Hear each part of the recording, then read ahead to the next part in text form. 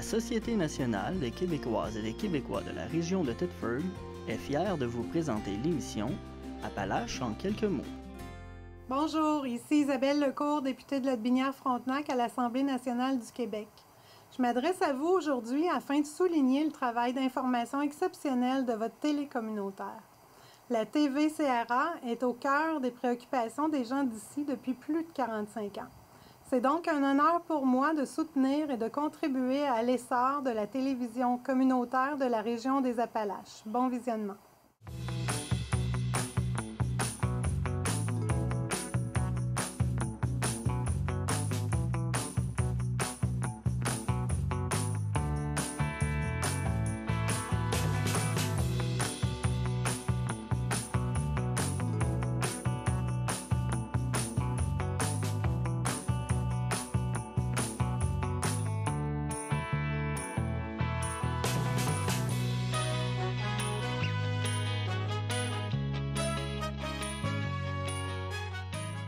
Madame, Monsieur, bienvenue à votre bulletin d'information habituel, Appalaches en quelques mots.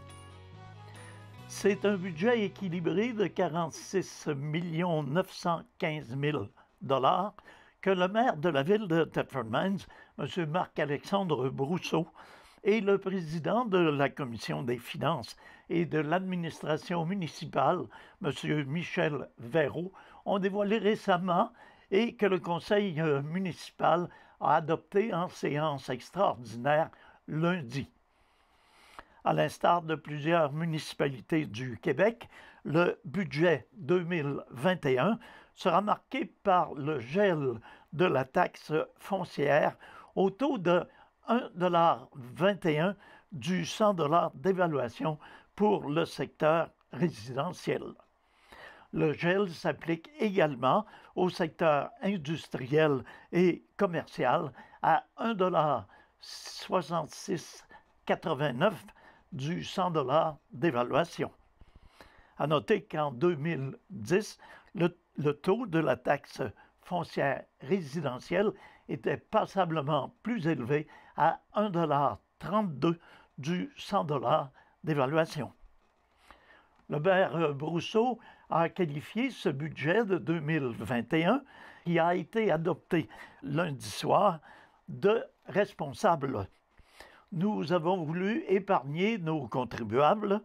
Les efforts consentis par les élus et la direction nous permettent de présenter un budget de qualité tout en respectant la capacité de payer de nos citoyens.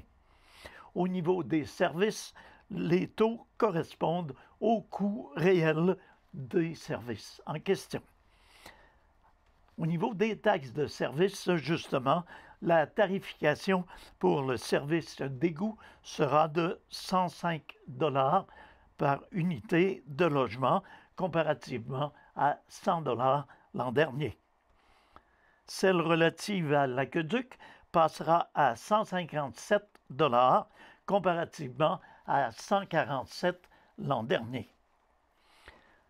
La tarification applicable à la cueillette des ordures sera de 213 $ par unité de logement. Elle reflète le coût réel selon les autorités municipales. L'ouverture des soumissions à l'issue des appels d'offres devait toutefois réserver une surprise aux élus. La somme demandée grimpait d'1 demi-million de dollars. En somme, pour une maison de valeur moyenne de 130 000 $, le compte de taxes de la ville de Thetford se chiffrera à 2 230 $ pour tous les secteurs de la ville, sauf celui de Black Lake. Dans ce dernier cas, le compte de taxes sera de 2 156 $, alors que la tarification relative à l'aqueduc sera de l'ordre de 136 $. Lundi soir, le conseil municipal a également adopté son programme d'immobilisation et de projets spéciaux pour l'année 2021. À cet effet, des investissements d'une valeur totale de 11 188 875 $ sont prévus pour l'ensemble des services. La mise à niveau du réseau routier demeure l'une de nos priorités. En 2020, le contexte lié à la COVID-19 ainsi que les contraintes relatives aux normes exigées lors de la réalisation de travaux en présence d'amiante sont venus freiner l'avancement des projets de spécifier le maire, M. Brousseau. Les travaux non réalisés, totalisant une valeur d'1 million de dollars, ont ainsi été reportés en 2021. À ce montant s'ajoutent 550 000 $ qui seront alloués pour la continuation de la réfection de la route du Sabot d'Or, du chemin des défricheurs et de la rue des entreprises. Ce montant n'inclut pas la mise à niveau du réseau routier qui est encore à faire. Les montants importants octroyés depuis quelques années nous permettent de faire en sorte que la situation s'améliore d'année en année, de mentionner le maire Brousseau.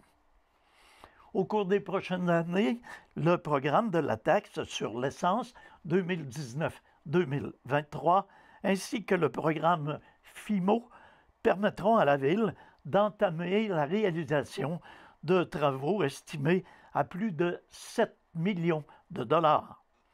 L'aide financière provenant de ces programmes s'élevant à 5,9 millions de dollars sera utilisée pour effectuer les travaux d'infrastructure sur les rues du Passage, rue Hébert, rue Blais, rue Marcoux et rue Fecteau, en plus des travaux de séparation du réseau d'égouts qui viendront améliorer le bilan environnemental de la ville de Thetford.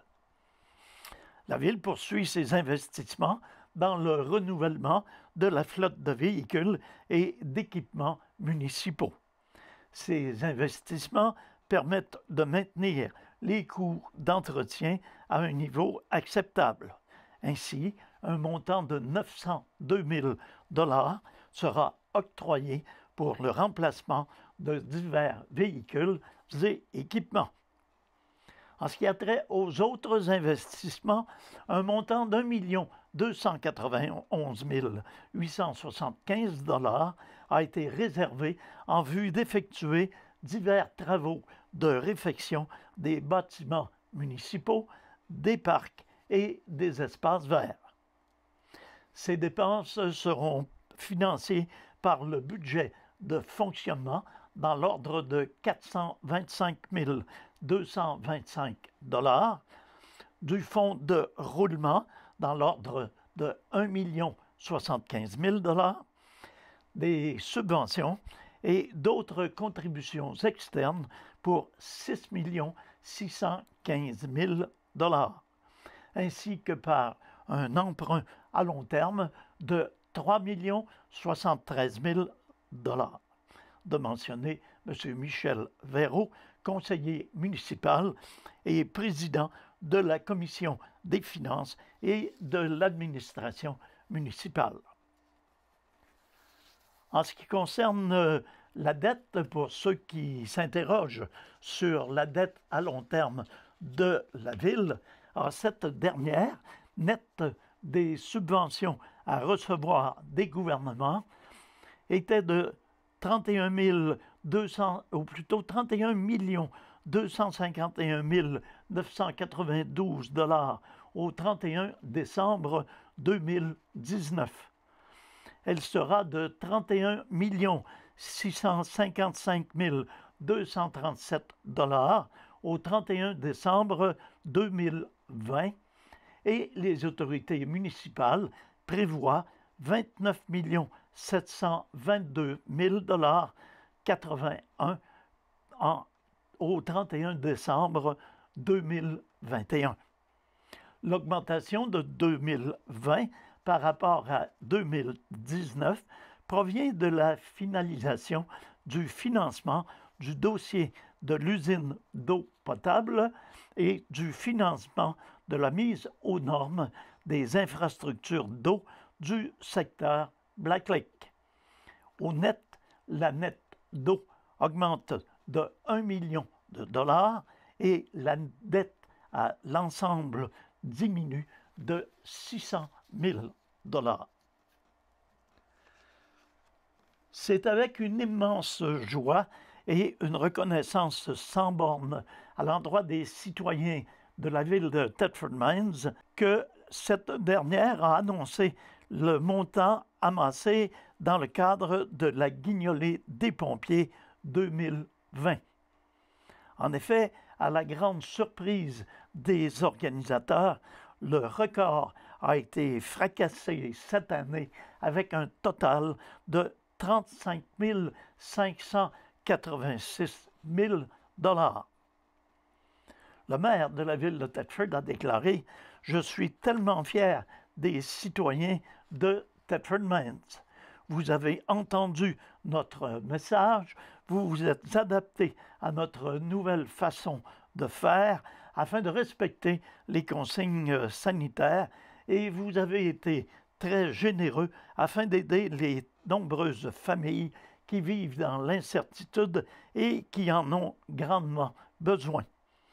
Merci à tous ceux qui ont donné ainsi qu'aux nombreux bénévoles qui ont encore une fois répondu présents à notre appel. Félicitations à nos pompiers pour cet immense succès. Vous avez travaillé fort pour tout mettre en place et ce fut un grand succès, de conclure le maire Marc-Alexandre Brousseau. Pour sa part, le directeur du service des incendies de la ville de Thetford, M.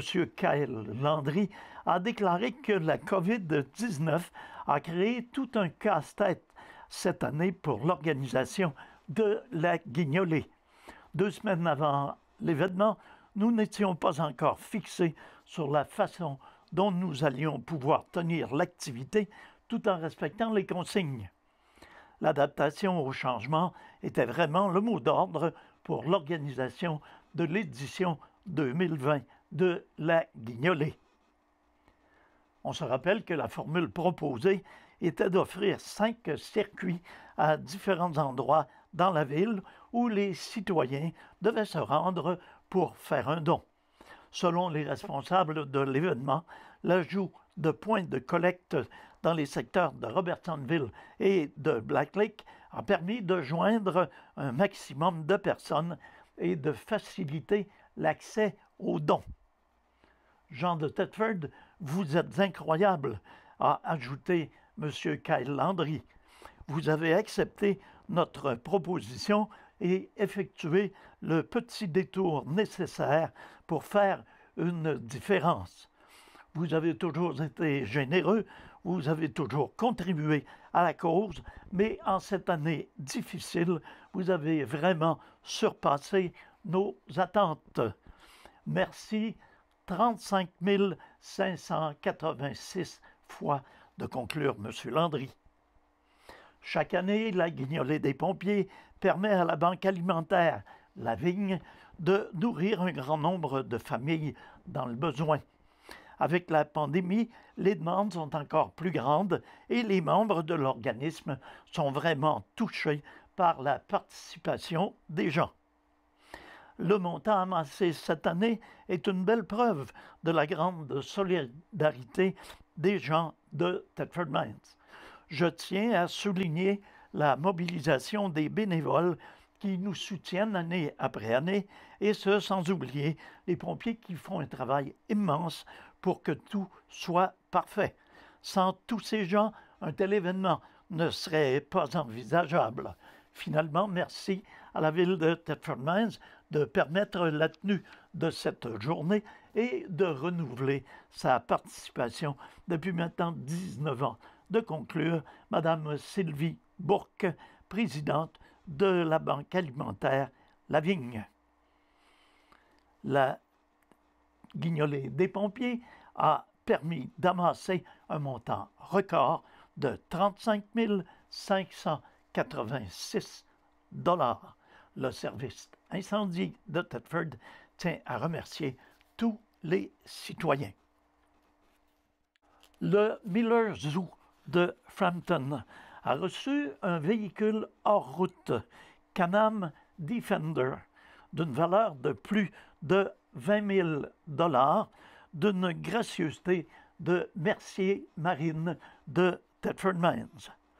Le don du véhicule permettra au jardin zoologique et centre de réhabilitation de la faune de faire plus en moins de temps, en ces temps où le manque de main-d'œuvre est criant. Le véhicule permettra aussi aux employés du Miller Zoo de circuler à travers le zoo avec plus d'aisance pour apporter des vivres aux enclos et pour déplacer les animaux. Avec le nouvel agrandissement sur le site, cela sera également plus facile de s'y rendre. L'implication communautaire de BRP Can-Am a également été saluée dans le cadre de cette initiative locale. La ville de Thetford Mines et le cégep de Thetford invitent tous les auteurs, hommes et femmes, de la région ayant publié une œuvre entre le 1er janvier 2017 et le 31 décembre 2020 à participer à la 3e édition du prix littéraire de Thetford. Qu'il s'agisse d'un roman, d'une nouvelle, d'un recueil de poésie, d'un essai, d'un récit ou d'un conte, toutes les œuvres en français destinées à un auditoire adulte sont admissibles au concours du prix littéraire de Thetford. Au terme de la période du dépôt des candidatures, 3 œuvres seront sélectionnées par un jury composé de 5 personnes passionnées de la littérature, soit Mme Paul Drouin, enseignante au cégep de Thetford, Mme Josée Perrault, conseillère municipale, Mme Annabelle Cousineau, représentante jeunesse, M. Pierre Sévigny, animateur à la télévision communautaire, et M. Pierre Fantinato, auteur de chroniques littéraires. Les lauréats profiteront d'une vitrine promotionnelle et auront la chance de participer à un café littéraire lors de la Semaine québécoise des bibliothèques publiques qui aura lieu du 16 au 23 octobre prochain. Ils mériteront également l'une des 3 bourses de 500, 300 et 200 $ pour la qualité artistique, l'expressivité et l'originalité de leur œuvre. Ceux et celles qui désirent soumettre leur candidature doivent remplir le formulaire disponible sur le site web de la ville de Thetford Mines à la section Vie culturelle et sportive au plus tard le 31 janvier prochain. Pour être admissible, la personne devra s'assurer qu'au moins 3 exemplaires de son œuvre soient disponibles à la librairie L'Écuyer. Elle devra également fournir une bibliographie ainsi qu'une notice biographique d'un maximum de 100 mots. L'auteur doit être âgé de 16 ans ou plus et résider sur le territoire de la MRC des Appalaches depuis au moins 1 an. Lancé en 2016 par la ville de Thetford Mines et le cégep de Thetford, le prix littéraire de Thetford vise à promouvoir la littérature et à souligner du même coup le dynamisme des auteurs de la région. Le concours a lieu tous les 2 ans et 2 volets sont présentés en alternance lors de chaque édition, à savoir la publication d'œuvres littéraires et la création d'œuvres littéraires. C'est donc le premier volet qui est mis de l'avant cette année. Pour de plus amples renseignements, il est possible de communiquer avec les responsables de bibliothèque, à savoir M. Stéphane Garneau du Cégep de Thetford Mines au 338-8591 poste 249 ou Mme Emmanuelle Latendresse de la ville de Thetford Mines au 335-2981 poste 317. La Société de généalogie et d'histoire de la région de Thetford a décerné récemment le prix Cléophas Adams Robbenheimer à M. François Saint-Mars et de façon posthume à Mme Ginette Lessard. Directeur général du Musée minéralogique et minier de Thetford Mines de 1988 à 2016, François Saint-Mars a vécu tous les moments forts de l'institution muséale qui fait aujourd'hui la fierté de la ville de Thetford Mines et de sa région.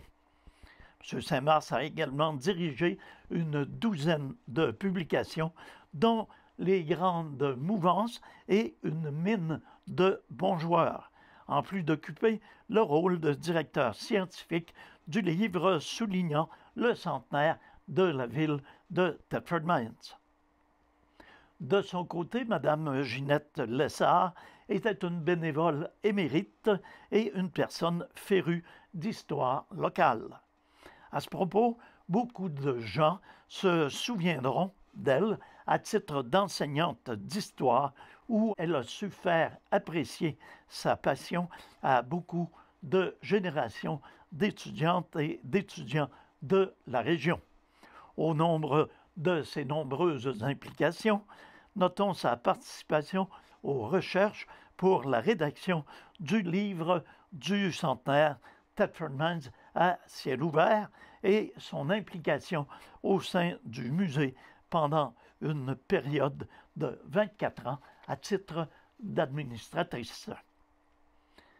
Créée en 2006 par la Société de généalogie et d'histoire de la région de Thetford, le prix Cléophas Adams Robbenheimer est remis aux 2 ans à une personne ayant contribué de façon exceptionnelle à l'évolution de la généalogie et de l'histoire au sein de notre collectivité. Et finalement, terminons notre bulletin avec cette nouvelle agréable. L'Union des producteurs agricoles invite les familles à découvrir la diversité agricole du Québec avec son nouveau jeu virtuel Casse-croûte. Mais à noter que vous devez écrire Casse-croûte K-A-2-S-C-R-O-U-T. Pour célébrer ce lancement, un concours intitulé Ma région solidaire permettra de jouer pour une bonne cause, et ce jusqu'au 9 janvier prochain. Casse-croûte présente un univers parallèle qui ressemble étrangement au Québec et dans lequel les joueurs sont plongés dès leur arrivée. Dans chaque mission, ils doivent parcourir la carte du territoire pour récupérer l'ingrédient demandé par le chef du réseau Casse-croûte. Dans ce monde humoristique et attrayant, les personnages demandent un peu d'aide des joueurs avant de leur remettre des aliments. Chaque mission accomplie est récompensée par une réelle recette. Des cartes postales présentant un portrait agroalimentaire de chaque région du Québec seront aussi amassées par les joueurs à la fin de chaque mission. Enfin, une section parents du site Web permet d'approfondir les apprentissages en famille et de découvrir de nombreux mots associés à la production agricole et financière. Du 9 décembre au 9 janvier, les familles pourront participer au concours Ma région solidaire. Alors, c'est un rendez-vous sur le site www.casse-croûte.ca en n'oubliant pas d'écrire casse-croûte, K-A-2-S-C-R-O-U-T. Alors voilà, c'est ce qui met un terme à notre bulletin d'information cette semaine et cette saison. Nous serons de retour en 2021, possiblement le 4 janvier, sinon un peu plus tard, COVID-19 oblige. À tous et à toutes, une excellente période des fêtes. Prenez soin de vous, prenez soin des autres et à tous et à toutes, une excellente santé.